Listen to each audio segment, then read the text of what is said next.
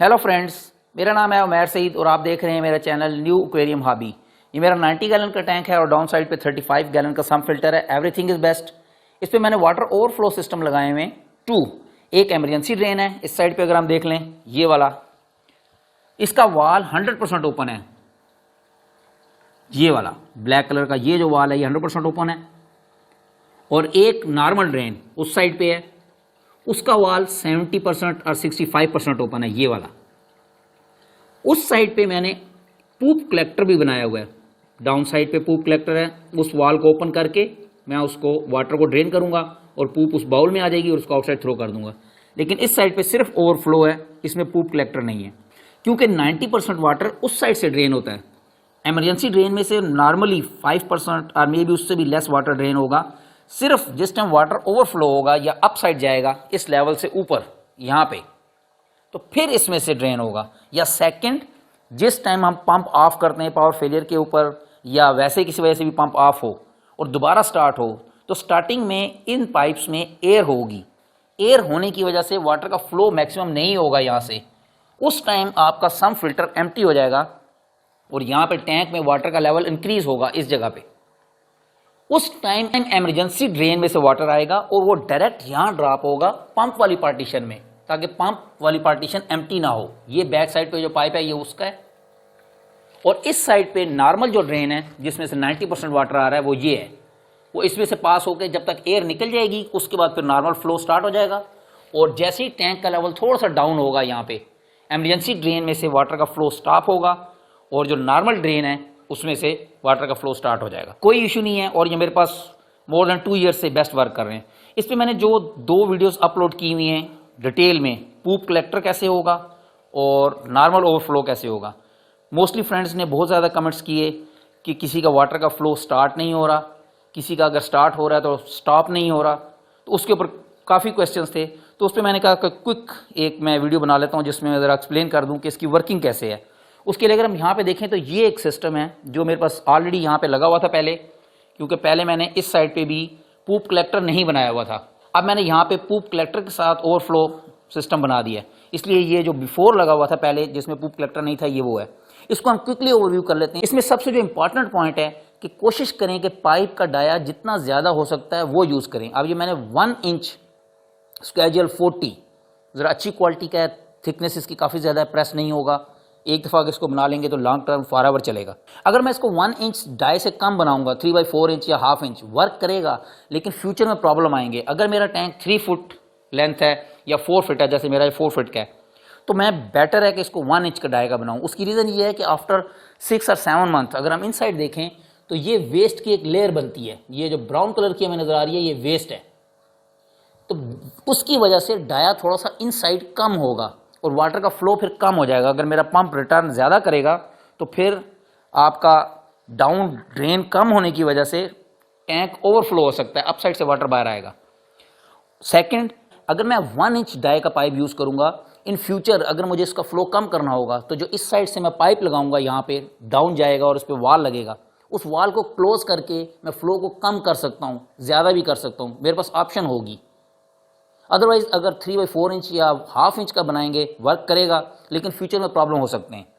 और सेकंड, जैसे मैंने पहले बताया, 2 ओवरफ्लो बनाएं, बेस्ट रहेंगे। ओवरफ्लो होने का चांस नहीं है, एमरजेंसी ड्रेन होना चाहिए। अदरवाइज अगर उसमें वेस्ट की लेयर आएगी नॉर्मल फ्लो वाले पाइप में तो वाटर का फ्लो कम होगा तो टैंक का लेवल ऊपर होता जाएगा। उस टाइम वाटर अप साइड से बाहर गिर सकता है, डेंजरस हो सकता है। तो 2 बना लेंगे तो ज़्यादा बेस्ट है। अगर कोई नहीं फ्रेंड बनाता तो नो इशू, एक वर्क करेगा। जितनी मेरे टैंक की हाइट है उस हिसाब से मैंने इसकी ये हाइट रखनी है। अब मेरा टैंक 24 इंच का है तो ये मैंने 20 इंच हाइट रखी है यहाँ तक। ये जो यू है इस पे मोस्टली फ्रेंड कहते हैं कि अगर हम इसको इधर से रख दें बिल्कुल स्मॉल यहाँ तक, पहले मैंने भी यहाँ पे रखा हुआ था, ये हमें जॉइंट नज़र आ रहा है, इसलिए इधर से इधर चले जाएंगे और इधर से इधर चले जाएंगे, नो इशू। लेकिन अगर मैंने टैंक को एम्प्टी किया वाटर ड्रेन के टाइम पे 30% 40% तक तो ठीक है, यहाँ तक अगर आएगा वाटर का लेवल तो कोई इशू नहीं है। लेकिन अगर मैंने 40% से ज़्यादा वाटर ड्रेन किया और टैंक का लेवल यहाँ तक आएगा इस यू से नीचे, तो साइफन ब्रेक हो जाएगा। फिर मुझे यहाँ से ये ग्रीन कैप ओपन करनी पड़ेगी, इसमें वाटर फिल करना पड़ेगा, दोबारा से इसको साइफन स्टार्ट करना पड़ेगा। इसलिए बेटर है कि इसकी लेंथ को मैं बिल्कुल यहाँ तक रखूँ। अब अगर मैं इस टैंक का वाटर 90% या 80% एम्प्टी करूंगा यहाँ तक, उसके बाद साइफन ब्रेक होगा, और वो मैं कभी नहीं करूंगा। नॉर्मली मैंने 40% या 30% ही चेंज करना है। तो एक दफ़ा जब साइफन बन गया तो अब ये फॉरएवर ऐसे ही चलता रहेगा। ये पॉइंट क्लियर हो गया। यू जितना मैक्सिमम लग सकते हैं उतना बेस्ट। नेक्स्ट ये टी बहुत इंपॉर्टेंट है। ये टी लेवल डिसाइड करती है कि किस लेवल पे टैंक का वाटर हो तो मेरा ड्रेन स्टॉप हो, यहाँ पे, यहाँ पे, यहाँ पे, यहाँ पे। ये डिपेंड करेगा कि मेरे सम फिल्टर में कितनी जगह है। अगर मेरे सम फिल्टर को अगर हम देखें, यहाँ पे वाटर का लेवल है, ये ऊपर near about 4 inch almost space है एम्प्टी, इसमें कितना वाटर आएगा मेरे टैंक से तो ये फिल होगी। ये कोई भी मेरा फ्रेंड बनाएगा वो टैंक साइज, सम्प साइज, उसके हिसाब से कैलकुलेशन करेगा कि यहाँ से कितना वाटर नीचे जाए तो वो ओवरफ्लो ना हो, सम्प में उतनी स्पेस होनी चाहिए। तो वहाँ पे मैं टी का लेवल रखूँगा। ये टी का लेवल यहाँ पे आ गया, लेट्स सी। और ये एयर का पाइप बहुत इंपॉर्टेंट है, क्योंकि हमने जो वैक्यूम ब्रेक करना है, साइफन ब्रेक करना है, वो तभी ब्रेक होगा जब सिस्टम में एयर जाएगी। अगर एयर नहीं जाती तो सिस्टम में साइफन ब्रेक नहीं होता। वाटर का लेवल डाउन होता रहे, होता रहे, होता रहे, होता रहे, यहाँ तक भी आ जाए तो भी साइफन ब्रेक नहीं होगा। ये ड्रेन होता रहेगा जब तक वाटर इस यू से नीचे नहीं आएगा यहाँ से। तो ये डेंजरस होगा कि मेरे सारे टी लॉन्च में वाटर ही हो जाएगा। इसलिए मैंने इस एयर के पाइप को भी यहाँ पे रखना है। इस टी से लिटिल बिट डाउन होगा। अगर हम यहाँ पे देखें, ये टी है, ये थोड़ा सा नीचे तक है। ये मैंने 1/2 इंच का लगाया था पीवीसी पाइप, स्केजुअल 40, ताकि इसको सपोर्ट रहे। जब मैं इसको अपने टैंक पे रखूँगा ऐसे, इस तरह, तो ये दोनों साइड से सपोर्ट रहेगी तो इक्वली इस ग्लास के ऊपर ऐसे फिट हो जाएगा। लेकिन इसमें जो पॉइंट है, अगर मैं इसको 1/2 इंच का लगाऊंगा तो मे बी 20 और 30% वाटर इससे जाए, क्योंकि ये क्लोज है। यहाँ से वाटर सेक्शन होके आके इस यू में से गुजर के जाने की बजाय ये क्लोज पॉइंट है, यहाँ से वाटर इन होगा और इधर से ड्रेन हो जाएगा सम्प में।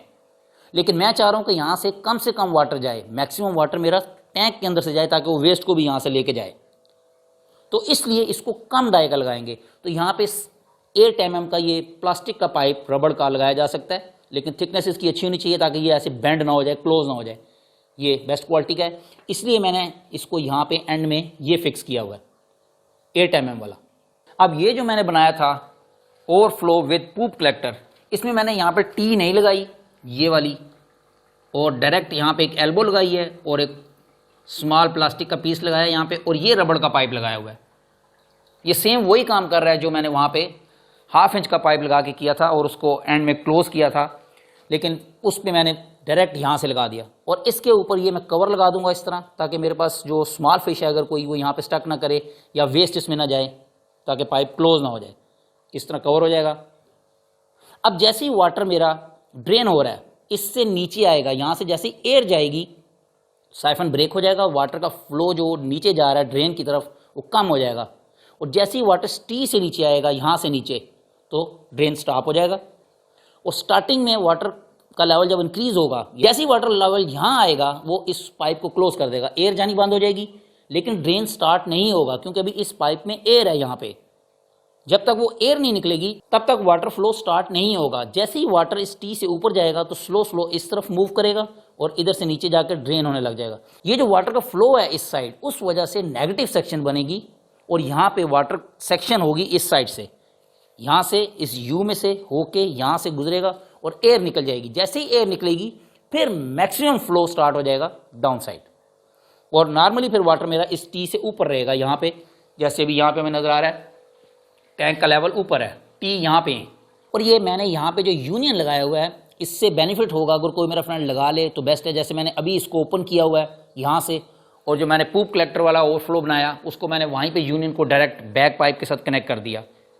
तो अगर मैं ना लगाता तो फिर मुझे ये पूरा सिस्टम ये पाइप के साथ बनाना पड़ता। और इसी तरह यहाँ पे भी एक यूनियन लगाई हुई है। इन केस अगर मुझे इनसाइड वाला पाइप ओपन करना है तो मैं सिर्फ इस यूनियन को ओपन करूँगा और ये पाइप ओपन हो जाएगा, ये वाला।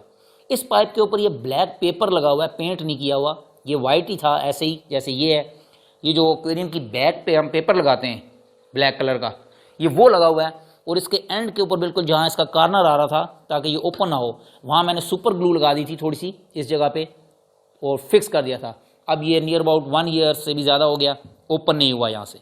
और लास्ट यहाँ जो मैंने वाल लगाना है اس کو آپ ایڈجسٹ کریں گے پمپ کے ریٹرن کے فلو کے ایکول، تاکہ یہ بیلنس ہو، جتنا ڈرین ہوگا اتنا ہی ریٹرن آئے گا، تو پھر یہ سم فلٹر بیسٹ ورکنگ کرے گا۔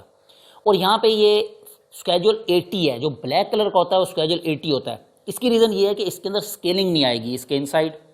اگر میں یہاں پہ بھی یہ وائٹ کلر کا لگاؤں گا اسکیجول 40 کا، تو آفٹر 5 اور 6 منتھ اس میں اسکیلنگ آ جائے گی، اور جب میں نے اس کو اوپن یا کلوز کرنا ہوگا تو وہ ہارڈ ہو جاتا ہے بہت زیادہ، یہاں سے بریک ہو سکتا ہے اس کا لیور۔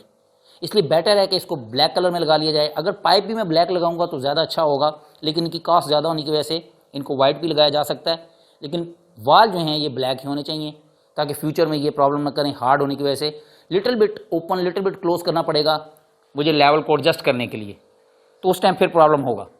آئی ہوپ یہ اسمال ویڈیو کسی دوست کی ہیلپ کرے گی۔ اسٹل اگر کوئی میں نے مسٹیک کی ہو یا کوئی پوائنٹ مس کیا ہو تو کمنٹس میں پوچھا جا سکتا ہے، میں اس کو رپلائی ضرور کروں گا۔ Thanks for watching, take care, bye bye.